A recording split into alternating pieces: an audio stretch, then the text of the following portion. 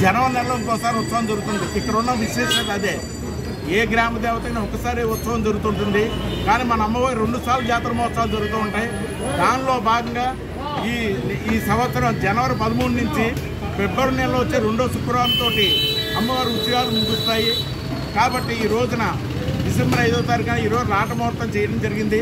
అంటే ఈ రోజున శ్రీకారం చుట్టడం జరిగింది అమ్మవారి ఉత్సవాలకు.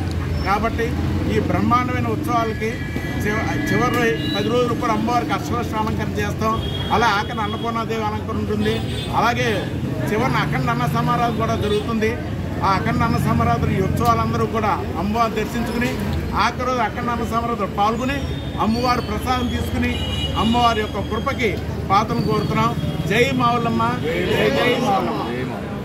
వెలవెలుపు శ్రీ మావులమ్మ అమ్మవారి 62వ వార్షికోత్సవం సందర్భంగా ఈరోజు పండుగరాట మొత్తం చేయడం జరిగింది.